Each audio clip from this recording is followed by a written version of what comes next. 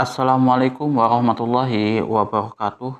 Innal hamdalillahi nahmaduhu wa nasta'inuhu wa nastaghfiruh wa na'udzubillahi min syururi anfusina wa min sayyiati a'malina may yahdihillahu fala mudilla lahu wa may yudlilhu fala hadiyalah. Asyhadu an la ilaha illallah wahdahu la syarikalah wa asyhadu anna Muhammadan abduhu wa rasuluh. Allahumma sholli ala sayyidina Muhammad wa ala ali sayyidina Muhammad kama shallaita ala sayyidina Ibrahim wa ala ali sayyidina Ibrahim wa barik ala sayyidina Muhammad wa ala ali sayyidina Muhammad kama barakta ala sayyidina Ibrahim wa ala ali sayyidina Ibrahim fil alamin innaka Hamidum Majid. Rabbi shrah li sadri wa yassir li amri wahlul 'uqdatam min lisani yafqahu qawli amma ba'du. Hadirin hadirat jamaah kaum muslimin wal muslimat yang dirahmati oleh Allah Subhanahu wa taala. Kali ini kita akan membahas tentang hadis nomor 386. Sebagaimana biasa, hadis ini terdapat di dalam kitab Bulughul Maram, membahas tentang sholat sunnah ya. Hadis ini diriwayatkan dari Ali karamallahu wajhah, membahas tentang sholat witir bagi ahli Quran. Wa an Ali alaihi salam qala Rasulullah sallallahu alaihi wasallam, autiru ya ahlal Qur'ani fa innallaha witrun yuhibbul witra. Rawahul khamsatu wa sahahahu Ibnu Khuzaimah. Wa an Ali, dari Ali alaihi salam karamallahu wajhah, qala telah berkata, qala Rasulullah sallallahu alaihi wasallam, telah bersabda Rasulullah sallallahu alaihi wasallam, autiru ya ahlal Qur'ani, berwitirlah kamu sekalian wahai ahli Quran. Fa innallaha witrun, karena sesungguhnya Allah itu witir. Yuhibbul witra, Allah menyukai witir. Rawahul khamsah, hadis ini diriwayatkan oleh Imam Khamsah, wa sahahahu Ibnu Khuzaimah, dan disahihkan oleh Imam Ibnu Khuzaimah.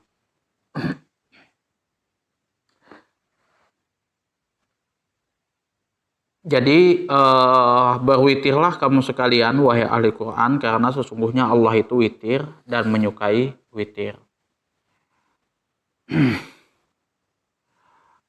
Orang mukmin itu adalah ahli Quran. Jadi stepnya manusia itu ya, kalau yang baik itu mulai dari muslim, mukmin,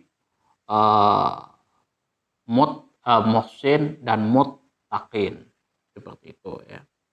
Itu tingkatan-tingkatannya itu ya. Tapi ya ada ulama juga yang membedakannya dengan muslim, mukmin, muttaqin, seperti itu.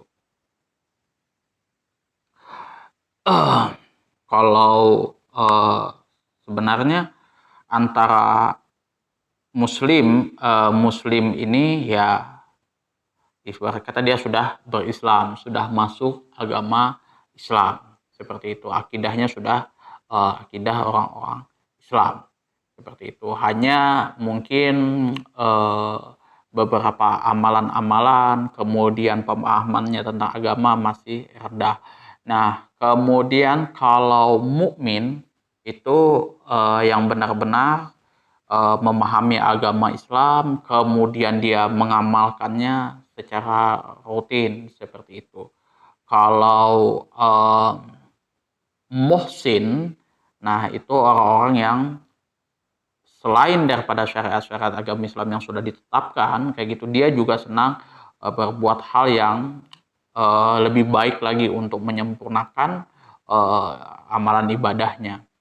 Kemudian kalau muttaqin itu sudah di atasnya itu orang-orang yang bertakwa, seperti itu. Dan biasanya kalau untuk orang yang mukmin itu saja derajatnya sudah luar biasa itu ya. Jadi orang-orang yang mukmin adalah orang yang ahli Quran. Itu kalau orang yang bukan ahli Quran itu tidak dikatakan mukmin. Seperti itu ya. Itu. Jadi kalau di Indonesia itu jangan sesumbar dulu kalau misalkan kita ini mayoritas. Karena mayoritas muslim ini ya betul kemungkinannya 90% kayak gitu. Tapi yang membaca Al-Quran itu sedikit lagi. Gini, kita nggak usah lah semua daripada syariat agama Islam. Yang membaca Al-Quran aja.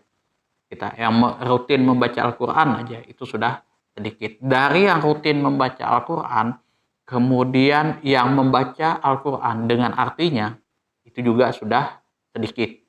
Kemudian habis yang rutin membaca Al-Quran dengan artinya plus juga dengan tafsirnya itu lebih sedikit lagi kayak gitu. Ditambah lagi ya bisa memahami lagi lebih detail itu jauh lebih sedikit. Makanya ya kalau misal ada orang Islam yang menjalankan syariat agama Islam tidak sesuai dengan tuntunan daripada syariat itu sendiri ya, itu kebanyakan ya umum ya dilakukan oleh orang karena sewaktu dia membaca Al-Quran, membaca hadis itu dia cuman sepintas lalu dia nggak tahu nih pemahamannya seperti apa kayak gitu.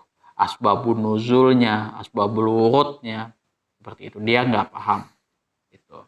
Hanya ya dia baca dia baca bahasa Arabnya, kemudian dia artikan, ya sudah itu yang ditangkap kayak gitu.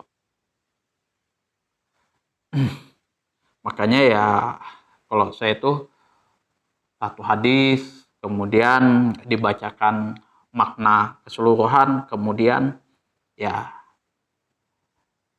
analisis lafadz dan fikih hadisnya seperti apa. Seperti itu juga Al-Quran.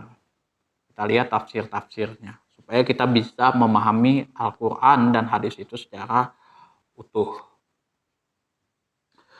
Al-Quran diturunkan kepada Nabi SAW, lalu mereka beriman kepadanya dan mengamalkan hukum-hukumnya. Tetapi yang lebih berhak menyandang gelar ini adalah orang-orang yang hafal Al-Quran. Gitu ya. Jadi yang menyandang gelar ini itu adalah orang-orang yang hafal Al-Quran. Nabi SAW selalu menganjurkan kepada mereka agar melakukan sholat witir. Ya. Orang-orang yang hafalan Al-Quran itu kalau bisa itu ini rutin mengerjakan sholat witir, gitu ya, sholat malam. Karena jujur kalau misalkan kita sholat wajib kayak gitu, susah kita murojaah hafalan kita. Tapi pas sholat malam, enak. Karena kan kita mau sepanjang apapun gak ada masalah kayak gitu. Mau surah Al-Baqarah langsung full, gak ada masalah, gak ada yang komplain. Tapi kalau misal kita sholat berjamaah, kita baca surah Al-Baqarah, ketika menjadi imam ya sudah otomatis dengkulnya makmum sudah gemeteran, sudah itu. Kemudian analisis lafadznya, ia ahlal Quran, makna yang dimaksud ialah orang-orang yang mukmin. Nah, mukmin di sini ingat kata kalau mukmin itu bukan berarti itu paksaan ya. Oh, kok dia nggak hafal Al-Quran atau dia nggak sholat malam kayak gitu, oh berarti dia nggak mukmin. Nggak seperti itu juga. Jadi maksudnya itu gini, oke dia katakan tidak mukmin, tapi bukan berarti itu harus dipaksakan kepada orang tersebut. Ya ini wajib kayak gitu, tapi jangan kita paksakan kepada orang tersebut, ya kan? Kita sampaikan Mas ini salah, ini harusnya seperti ini. Oh dia juga ngeyel, dia nggak mau, ya udah seperti itu. Jangan sampai suatu kewajiban syariah itu, ya apalagi kalau misalkan syariah itu wajib tapi dia masuk dalam kategori tahsiniyah, itu jangan sampai ya kita paksakan seperti itu. Apalagi sampai apa ya, menghilangkan nyawa seseorang seperti yang terjadi di Iran yang kemarin itu kan. Pada intinya kewajiban orang untuk menutup aurat sesuai dengan syariat, tuntunan syariat Islam bagi wanita itu untuk wanita yang mukmin, tidak semua wanita seperti itu. Tapi ya kita kalau misalkan melihat orang yang tidak berhijab, bukan berarti kita kata-katain dia, wah ini kafir nih. Ya enggak juga. Jangan sampai ketika kita menegur orang, ketika kita apa ya, menyampaikan suatu menyampaikan amar ma'ruf nahi mungkar itu menyakiti hati orang lain. Apalagi itu sudah ya hinaan sampai fisik, itu tidak boleh sebenarnya. Dan saya jujur aja kalau misal syariat agama Islam itu dijadikan undang-undang peraturan negara tanpa ada pengecualian bagi apa ya, tanpa ada pengecualian di situ harus diikuti oleh semua penduduk negara tersebut, ya gimana ya, agak kurang nggak setuju juga saya, karena yang namanya akidah kemudian hukum-hukum syariat itu sifatnya private ya. Hukum-hukum syariat itu ada yang sifatnya private kayak gitu, yang memang khusus untuk kita sendiri yang amalkan. Tapi biasanya yang sifatnya umum, yang tidak yang semua harus ikut, biasanya itu kayak